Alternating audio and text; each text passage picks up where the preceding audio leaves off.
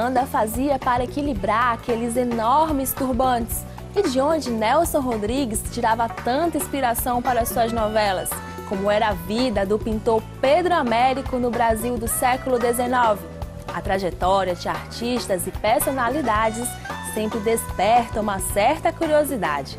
E para contar esses percursos pessoais, temos um gênero literário que não é nenhum programa de fofoca, mas sabe tudo da vida alheia, a biografia.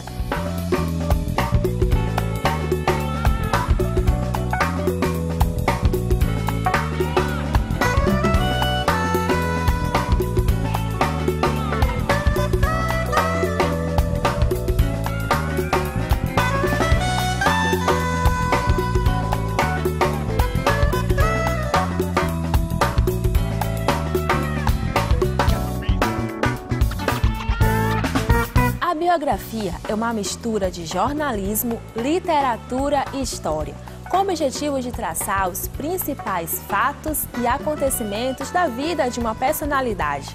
Vamos conhecer agora mais sobre esse gênero e seus autores. O gênero biográfico é uma narrativa não ficcional, em que os fatos podem ser contados em ordem cronológica, do nascimento até a morte, ou por temas, como amores, derrotas e traumas. A palavra provém dos termos gregos bios, que significa vida, e graphen, que significa escrever. As características principais são contar os fatos com dados precisos, incluindo nomes, locais e datas.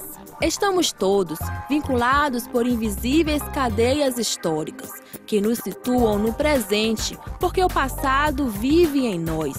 E esse é, em parte, o propósito da biografia: olhar o passado por intermédio de grandes homens e mulheres.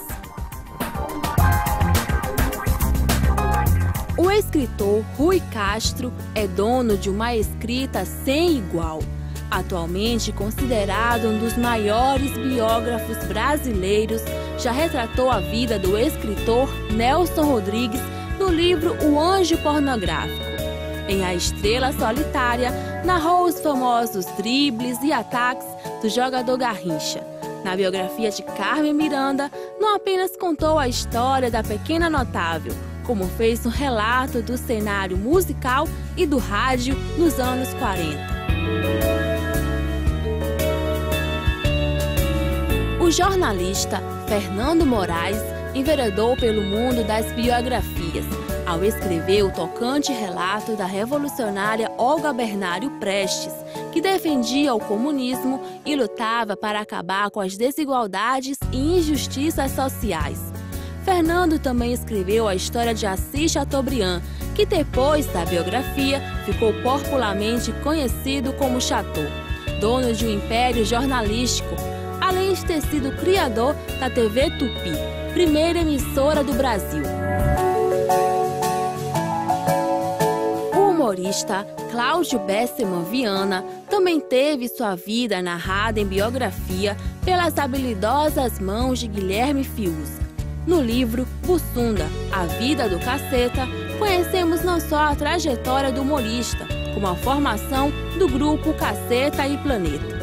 Fiuza também escreveu a biografia de João Guilherme Estrela, um jovem na classe média que se torna o rei do tráfico de drogas da Zona Sul do Rio de Janeiro, no livro Meu Nome Não é Johnny.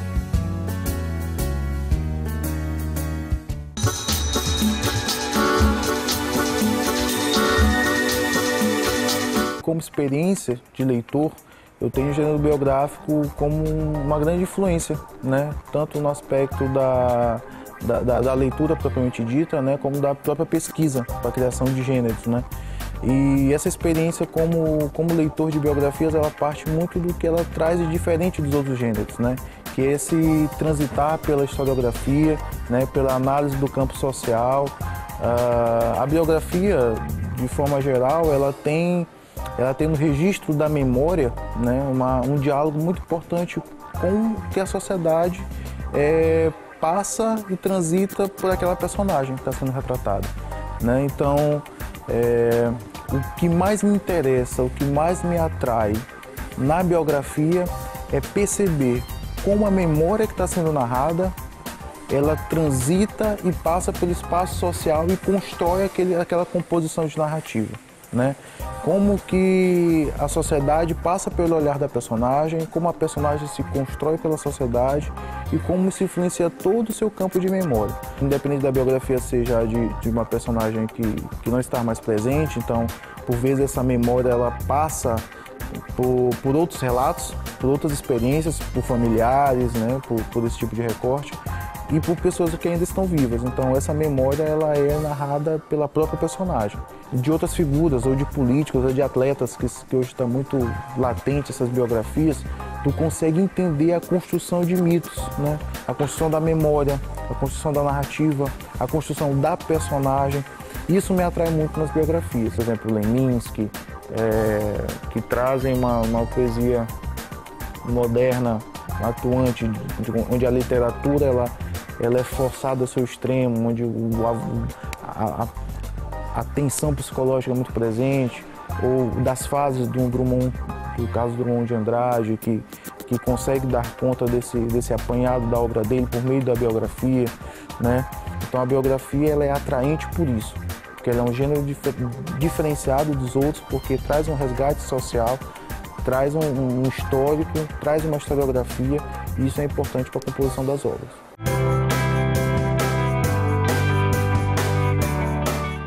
Na verdade, de vez em quando eu li biografia, por exemplo, eu já li livros de Darwin, coisas do tipo. Mas eu gosto sim de biografia, só não frequento ler bastante, sabe? O que me chama a atenção nesse tipo de gênero textual é porque você conhece o ponto de intersecção entre a vida desses autores, né, e o que eles escreveram. Então esse é o principal ponto de intersecção, entre você ler a biografia de um teórico e você conhecer a teoria dele.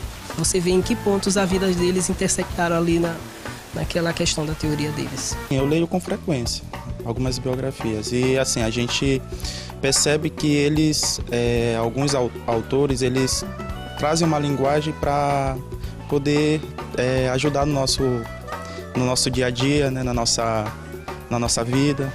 Vamos ajudar você a aumentar a sua coleção de livros. Sabe como? Mostrando os lançamentos mais legais do mercado editorial. Confira agora no Notícias Literárias.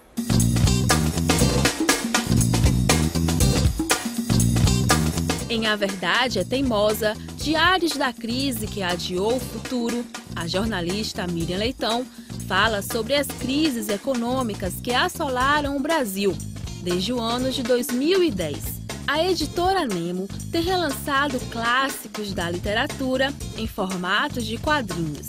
Dessa vez, a obra adaptada foi o Diário de Anne Frank, uma garota judia que precisou se esconder para escapar do Holocausto. Através de um diário, ela retrata o seu dia a dia, até ser capturada pelos nazistas. Para os amantes de séries de TV, a Dark Side Books está lançando a coleção Fora de Série, que traz os bastidores dos clássicos da telinha.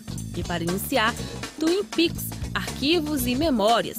O livro reúne fotografias, depoimentos de toda a equipe e curiosidades da série que se popularizou nos anos 90. A Universidade do Livro está com inscrições abertas para o curso Preparação e Revisão, o trabalho com o texto.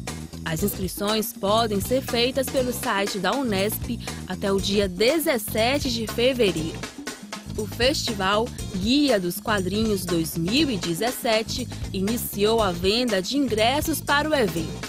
O festival acontece entre os dias 8 e 9 de abril em São Paulo e busca promover um encontro entre os aficionados por quadrinhos e outros objetos da cultura pop.